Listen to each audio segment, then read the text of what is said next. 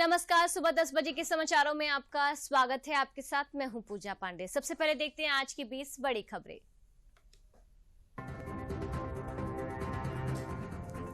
प्रधानमंत्री नरेंद्र मोदी आज video conferencing के माध्यम से विकसित भारत संकल्प यात्रा के लाभार्थियों से करेंगे संवाद। इस कार्यक्रम में देश भर से विकसित भारत संकल्प यात्रा के हजारों लाभार्थी होंगे शामिल। केंद्रीय विज्ञान और प्रौद्योगिकी राज्य मंत्री डॉक्टर जितेंद्र सिंह ने राजधानी लखनऊ में एक जनपद एक उत्पाद एवं विश्वकर्मा श्रम योजना 2023-24 के 10 दिवसीय प्रशिक्षण कार्यक्रम के समापन समारोह को किया संबोधित। मुख्यमंत्री योगी आदित्यनाथ ने अपने सरकारी आवास पर आहूत एक उच्च स्तरीय बैठक में प्रदेश में खाद्यान्न खरीद और वितरण व्यवस्था की समीक्षा की और आवश्यक दिशा निर्देश दिए।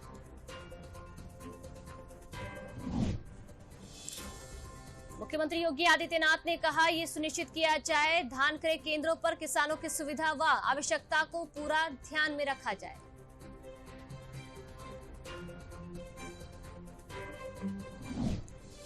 इलाहाबाद हाई कोर्ट ने प्रदेश सरकार व उत्तर प्रदेश बार काउंसिल को आपराधिक केस में आरोपी या सजायाफ्ता किसी भी व्यक्ति को वकालत का लाइसेंस देने पर रोक लगाने का दिया निर्देश। कोर्ट ने कहा, बार काउंसिल आवेदन फॉर्म में ही दर्ज अपराध के खुलासे की प्रक्रिया अपनाए। इजरायल ने युद्ध में खंडर हो चुकी इमारतों को दोबारा बनाने का लिया फैसला। ये निर्माण सुनिश्चित स्थानों पर किए जाएंगे। इसके लिए राजमिस्त्री, टाइल्स कारीगर, शटरिंग कारीगर और जाल बिछाने वालों को राष्ट्रीय कौशल विकास कॉर्पोरेशन के माध्यम से भेजा जाएगा। अयोध्या में भगवान श्री राम की प्राण प्रतिष्ठा समारोह से पहले सरकार ने प्रदेश भर में भगवा माहौल बनाने की तैयारी की। मकर संक्रांति से 22 जनवरी तक सभी जिलों में रामकथा, रामचरितमानस और सुंदरकांड के पाठ पढ़ाए जाएंगे। राम मंदिर की प्राण प्रतिष्ठा को लेकर भक्तों में दिख रहा है विशेष उत्साह। लखनऊ के एक सब्जी विक्रेता ने राम मंदिर और हनुमान गढ़ी के लिए 3 विशेष घड़ियां मंदिर के ट्रस्ट को समर्पित की। यूपी पुलिस में आरक्षी नागरिक पुलिस के पद पर भर्ती के लिए जारी प्रक्रिया में सभी वर्गों के अभ्यर्थियों के लिए उच्चतम आयु सीमा में 3 वर्ष की छूट देने का लिया गया है फैसला।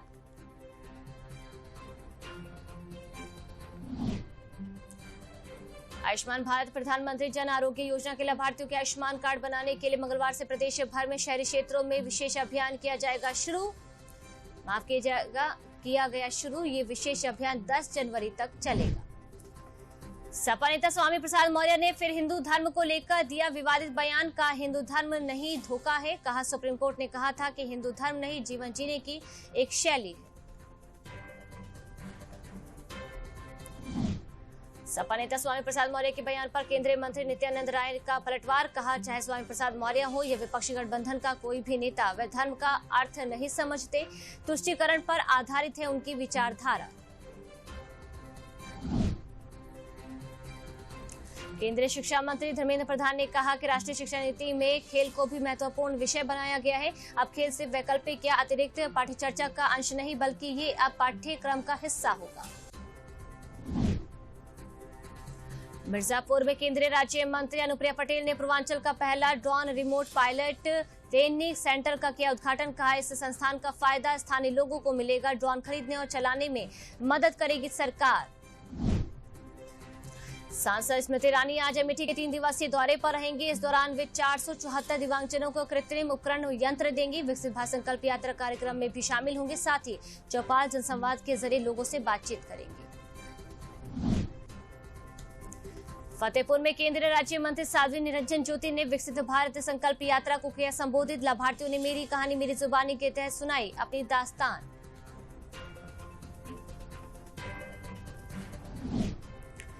प्रदेश के नगर विकास एवं ऊर्जा मंत्री ए.के. शर्मा ने गरीबों को शीतलहर से बचाने के लिए लखनऊ स्थित रैन बसेरों की जमीनी हकीकत जानने के लिए परिवर्तन चौक, जोन 1 तथा केजीएमयू के ट्रामा सेंटर पहुंचकर रैन बसेरों का व्यवस्था परखा। मौसम के बारे में लोगों को जागरूक करने के लिए पंचायत स्तर पर बहुत जल्द मौसम संबंधी सेवाएं शुरू करेगी। पृथ्वी विज्ञान मंत्री किरण रिजिजू ने कार्यक्रम के दौरान ये जानकारी दी। प्रदेश के कई इलाकों में घना कोहरा छाया रहा। कई इलाकों में तो दृश्यता शून्य रही। मौसम विभाग ने 30 दिसंबर तक घने कोहरे का अलर्ट जारी किया। वहीं जनवरी के पहले सप्ताह में ही प्रदेश में बूंदाबांदी के आसार जताए गए हैं। इटावा लॉयन सफारी पार्क में मंगलवार की शाम बाहुबली बब्बा शेर की मौत हो गई। वह मेगा कॉलन नाम की बीमारी से ग्रसित था और लगभग 1.5 साल से अधिक समय से बीमार चल रहा था।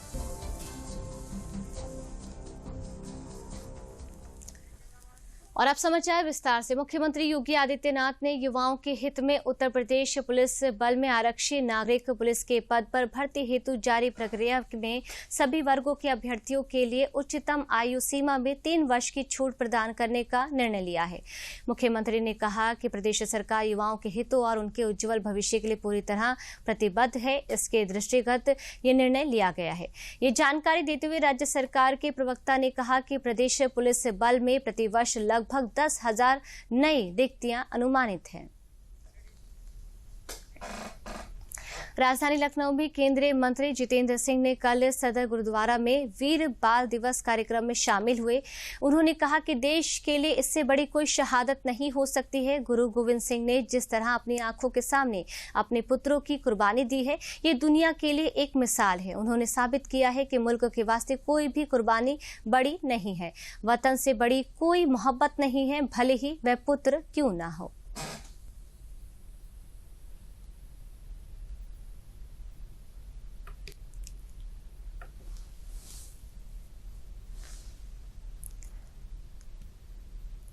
ਅੱਜ ਵੀਰ ਬਾਲ ਦਿਵਸ ਸੀ ਤੇ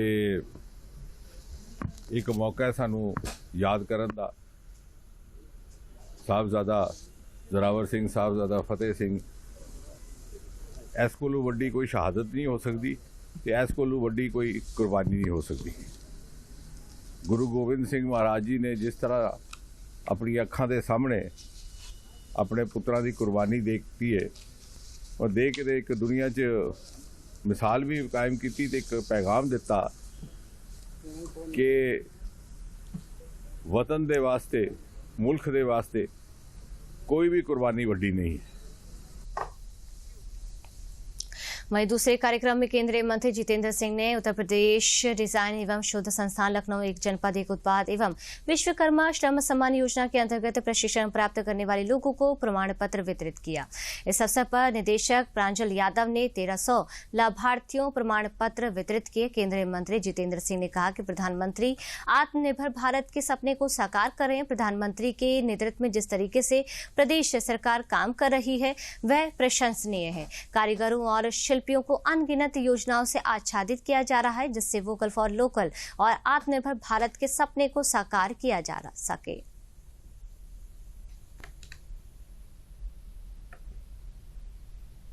आपको शायद इस बात का एहसास है कि नहीं कि आप एक ही समय में एक से कई अधिक अनेकों दायित्व निभा रहे हैं।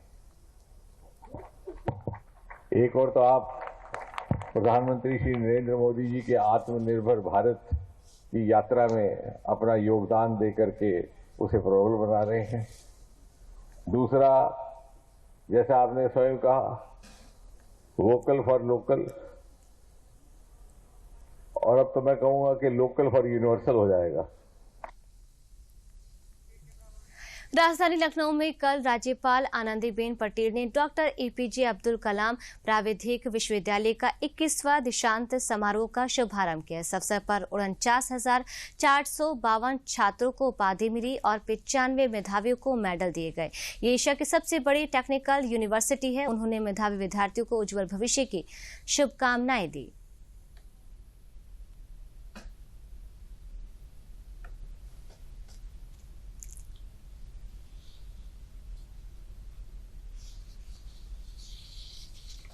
दीक्षांत समारोह में आप सभी के मध्य उपस्थित होना मेरे लिए सचमुच गौरवशाली दिन है। आज यह विभिन्न पाठ्यक्रम में 49,452 उपाधियां, 105 विद्यार्थियों को पीएचडी की उपाधि एवं 95 गोल्ड, सिल्वर और ब्रॉन्ज मेडल दिए गए। और आपने देखा डिजी लॉकर में अपलोड हो गया, आपने तालियां बजाई। ये जरूरत है मित्रों टेक्नोलॉजी की। लगातार बढ़ रही शीतलहर को देखते हुए प्रदेश सरकार द्वारा नगरीय क्षेत्रों में रैन बसेरे बनाकर गरीबों को सर्दी से बचने के प्रयास किए जा रहे हैं। सरकार के साथ निजी संस्थाएं और आम लोग भी रैन बसेरे बनाकर लोगों को ठंड से बचाने की मुहिम से जुड़े हैं। इसी कड़ी में राजधानी लखनऊ में बनाए गए रैन बसेरे का निरीक्षण करने के लिए नगर विकास मंत्री AK शर्मा ने कई स्थानों का दौरा किया। ऊर्जा मंत्री KJMU पहुंचे और उन्होंने यहां रैन बसेरे के निरीक्षण के साथ मरीज को फल वितरित किए। साथ ही रैन बसेरे में आने वाले गरीबों को कंबल भी बांटे। इस अवसर पर उन्होंने कहा कि सरकार का प्रयास है कि कोई भी ठंड में खुले आसमान के नीचे ना रहे। उन्होंने निजी संस्थाओं और आम नागरिकों की सराहना करते हुए कहा कि सभी का सहयोग स्वागत योग्य है। जो गरीब के हित में काम कर रहे हैं उनके प्रयासों की भी सराहना की जानी चाहिए। यहाँ KGMU के प्रांगण में डॉक्टर साहब लोगों के प्रेरणा से, उनके प्रोत्साहन से बहुत ही अच्छा रैन बसेरे की रचना किया है। आप सब ने भी देखा, हमने भी देखा कि 50 लोग बल्कि उससे भी ज़्यादा लोगों ने आज यहाँ आश्रय लिया हुआ है। और अच्छी बात, खूबी की बात यह है जो मैं देखना चाहता था कि एक बेड के ऊपर इन्होंने 2 बेड और लगाए हैं, जैसे रेलवे का 3 टायर डिब्बे की सीटें होती हैं। तो इतनी एक ही जगह में 3 लोग सो सकते हैं। व्यवस्था के मैनेजमेंट की दृष्टि से भी जहाँ एक ही जगह ज़्यादा लोग रह लेते हैं वहाँ आसान हो जाता है काम। तो ये एक सीखने का भी और देखने का एक अवसर था। साथ में उन्होंने मुझे यह भी बताया कि अगला प्रयोग उनका ये है कि मोबाइल रैन बसेरे भी वो बनाने का सोच रहे हैं। तो ऐसे और आइए देखते हैं अयोध्या में राम मंदिर से जुड़ी खबर।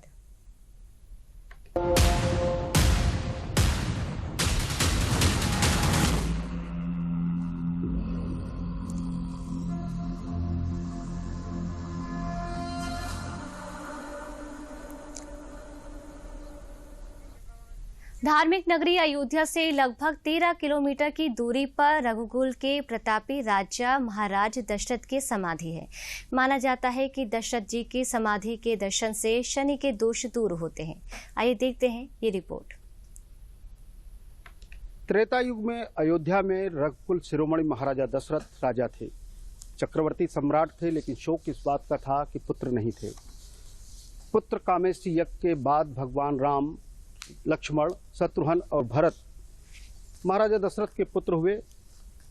उसके उपरांत जिस तरीके से महाराजा दशरथ को अपने प्रिय पुत्र भगवान राम को वनगमन के लिए आदेश देना पड़ा, उसके वियोग में जिस तरह से राजा दशरथ का प्राण निकला और प्राण निकलने के उपरांत महाराजा दशरथ की यह समाधि है, जो लगभग अयोध्या से 13 किलोमीटर की दूरी पर है।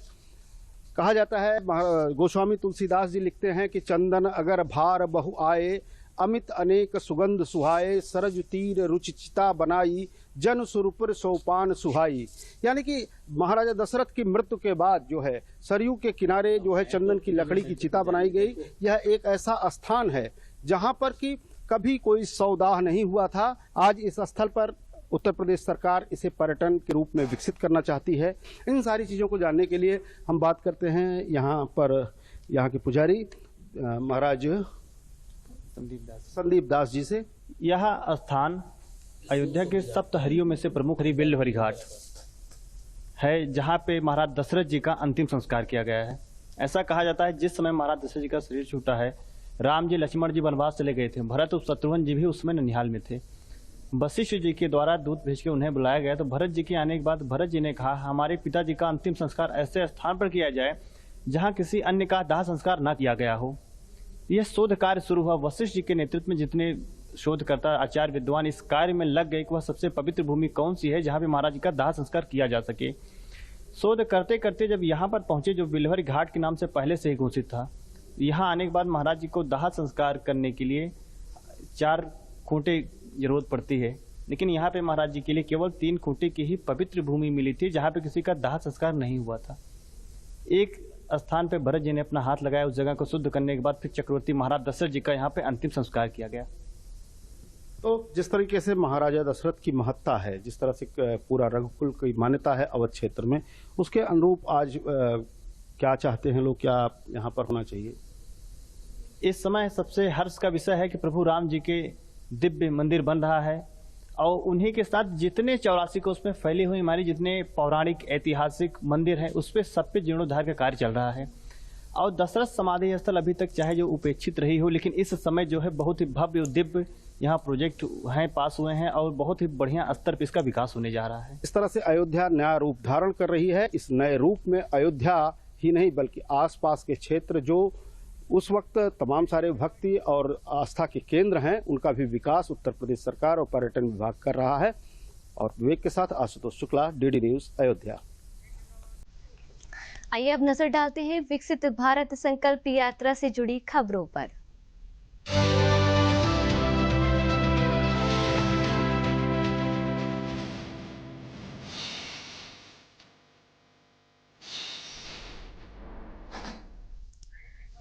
विकसित भारत संकल्प यात्रा आगरा लोकसभा क्षेत्र के हसनगढ़ और रेजुआ गांव पहुंची, जहां केंद्र सरकार द्वारा संचालित विभिन्न योजनाओं का प्रचार प्रसार कर लोगों को जागरूक किया गया। कार्यक्रम में केंद्रीय स्वास्थ्य एवं परिवार कल्याण राज्य मंत्री एसपी सिंह बघेल मौजूद रहे। इस दौरान केंद्रीय स्वास्थ्य एवं परिवार कल्याण राज्य मंत्री एसपी सिंह बघेल और भाजपा विधायक धर्मपाल सिंह द्वारा किसान सम्मान निधि के पात्र लाभार्थियों को प्रशस्ति पत्र देकर सम्मानित किया गया। केंद्रीय स्वास्थ्य एवं परिवार कल्याण राज्य मंत्री एसपी सिंह बघेल ने कहा कि प्रधानमंत्री नरेंद्र मोदी की गारंटी वाली विकसित भारत संकल्प यात्रा के द्वारा केंद्र सरकार की योजनाओं के बारे में जानकारी दी जा रही है। मेरा आयुष्मान कार्ड बीमारी वाला बनवाया है कार्ड, और हमारे परिवार में कोई परेशानी आ रही है दवाई करवा सकूं, और मैं उसको मोदी जी को बहुत धन्यवाद है, बहुत बहुत अच्छी बात है। मैं प्रधानमंत्री की गारंटी की गाड़ी विकसित भारत संकल्प यात्रा आई हसनगढ़ में और रेजुआ में, जिसमें केंद्र सरकार और राज्य सरकार की तमाम योजनाएं बताई गई हैं, जिसमें सभी विभागों ने अपना अपना स्टॉल लगाया हुआ है, जिसमें विधवा पेंशन, विकलांग पेंशन, वृद्धावस्था पेंशन, जात प्रमाण पत्र, आय प्रमाण पत्र, आयुष्मान कार्ड, मुद्रा योजना के लोन, और सबसे बड़ी बात है कि एक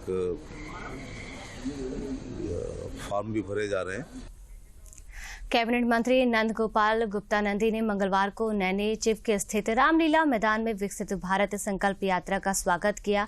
इस दौरान उन्होंने जन कल्याणकारी योजनाओं के लाभार्थियों को प्रमाण पत्र वितरित किया, साथ ही विकसित भारत के निर्माण में योगदान देने की शपथ दिलाई। नंद गोपाल गुप्ता नंदी ने कहा कि प्रधानमंत्री नरेंद्र मोदी की गारंटी योजना हर गरीब के चेहरे पर खुशियों की गारंटी योजना है। उन्होंने कहा कि विकसित भारत संकल्प यात्रा सभी लोगों तक पहुंचाने तक एक बड़ा माध्यम बना है। भारत के कोने कोने में मोदी की गारंटी वाली गाड़ी से गांव, कस्बों तथा शहरों में रोज लाखों लोग जुड़ रहे हैं।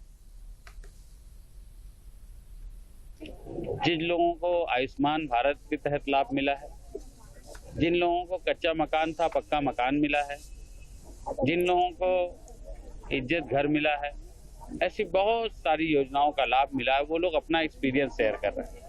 जब अपने घर के बगल अगल के लोग एक्सपीरियंस शेयर करते हैं तो बहुत लोगों के मन में आता है हमें भी ये जरूरत है और हमें भी मिल सकता है। बहुत लोगों ने फॉर्म भराए होते हैं, उस फॉर्म में कुछ कमियां रहती है, उसको भी ठीक किया जा रहा है। और जो नए लोग फॉर्म भरा रहे हैं, मोदी जी की गारंटी है, और उस गारंटी पूरा होने की भी गारंटी आदरणीय प्रधानमंत्री नरेंद्र मोदी जी हैं, जिनको मिल गया है उनको बहुत बहुत बधाई है। जिनको कुछ कारणवश नहीं मिला उनको भी मिलेगा, इसलिए उनके फॉर्म भराए जा रहे हैं। केंद्रीय राज्य मंत्री साध्वी निरंजन ज्योति ने जनपद फतेहपुर के राया ब्लॉक स्थित टिकारी व नक्सारा में विकसित भारत संकल्प यात्रा कार्यक्रम के अंतर्गत प्रधानमंत्री आवास योजना, आयुष्मान योजना, उज्ज्वला योजना, किसान सम्मान निधि योजना के लाभार्थियों को प्रशस्ति पत्र वितरित किए। साथ ही लोगों को सरकार की जन कल्याणकारी योजनाओं के बारे में विस्तृत जानकारी देते हुए जागरूक किया। इस दौरान उन्होंने कहा कि 2047 तक भारत को विकसित राष्ट्र बनाने के सपने को साकार करने के लिए गाँव को समृद्ध बनाना है, जिसके लिए मोदी की विकास गाड़ी गांव-गांव तक पहुंच रही है।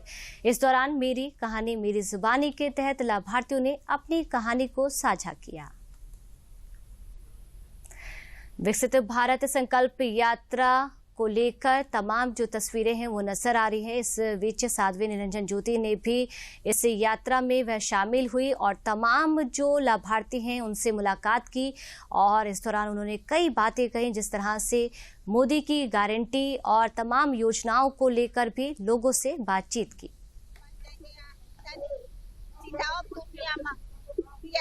खेती बना ले, आराम रही सबका खाने में, बनाने में, बूढ़ा आदमी धन भाग मोदी सरकार इस सरकार की सोच तो अच्छी है और आगे देश बढ़ेगा, हमारा विकसित होगा। ऐसी बात नहीं, गांव में जो चीज की सुविधाएं नहीं है वो हो रही हैं, बराबर हो रही है। कोई जो गैस सिलेंडर मिल रही है, सरकार दे रही है हमको, इससे तो हमको बहुत सुविधाएं मिल रही हैं। हमको अच्छा भी बहुत लग रहा है, गर्व महसूस करते हैं। लेकिन पहले जो थी चूल्हे में खाना बनाते थे, उससे आर्थिक समस्याएं होती थी, तो उस समस्याओं को ध्यान में रखते हुए मोदी जी ने ये बहुत अच्छा कदम उठाया है। इससे हम पूरे ग्रामवासी सब सहमत हैं और हमको बहुत गर्व है उनके ऊपर कि जो ऐसा काम कर रहे हैं। इन वीर बालकों से हमें प्रेरणा मिलती है कि उनकी स्वयं की इच्छा नहीं, छोटे बालक 7 साल का 9 साल का बालक, वो बालक तो अभी कुछ समझता नहीं, लेकिन उस समय ऐसे संस्कार माता पिता के थे, गुरु गोविंद सिंह जी के ऐसे संस्कार थे, तो छोटे बालक भी गुलामी स्वीकार नहीं की, उन्होंने धर्म परिवर्तन करना स्वीकार नहीं किया, उन्होंने दीवारों में चुनना स्वीकार किया, देश के लिए बलिदान होना स्वीकार किया। आइए देखते हैं काशी तमिल संगम से जुड़ी खबरें।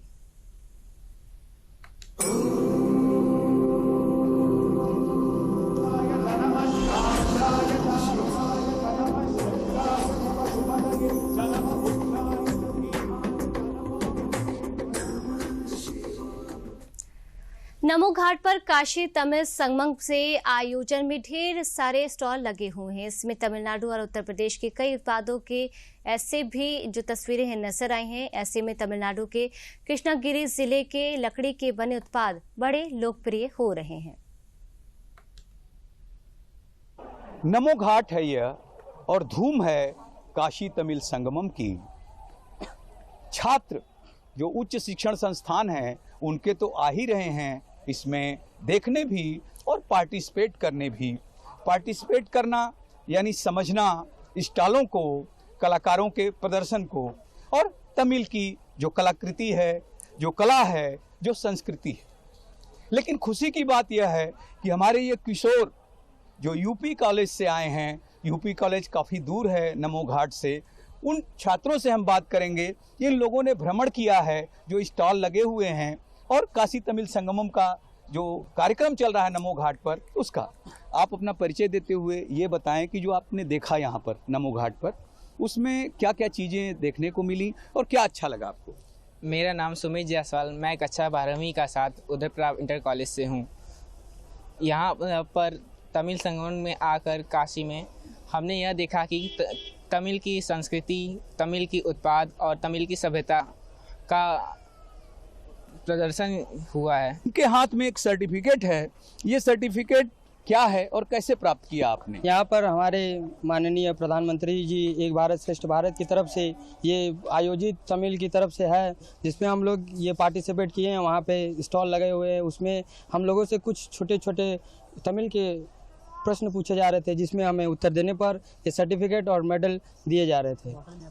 ये माई गॉव के माध्यम से इनको ये सर्टिफिकेट मिला है, एक बता रहे हैं कि मेडल भी मिला है। आपको क्या अच्छा लगा और क्या जानकारी आप हासिल कर पाए। हमें, मेरा नाम पुष्कर पाठक है, मैं 12वीं के छात्र हूँ। हमें अच्छा लगा कि यहाँ पे सभी चीज़ें हमें हमारे बनारस से बहुत ही भिन्न हैं। यहाँ पे सभी लोगों ने अपने जान पहचान का अपने सभी चीज़ें रखी हुई हैं। यहाँ पे सभी स्टॉलों पे भिन्न भिन्न चीज़ें रखी हैं, जैसे कि तमिल के कुछ वाद्य यंत्र जैसे हाथ से बने हुए, लकड़ी के बने हुए, जो कि मुझे बहुत अच्छा लगा।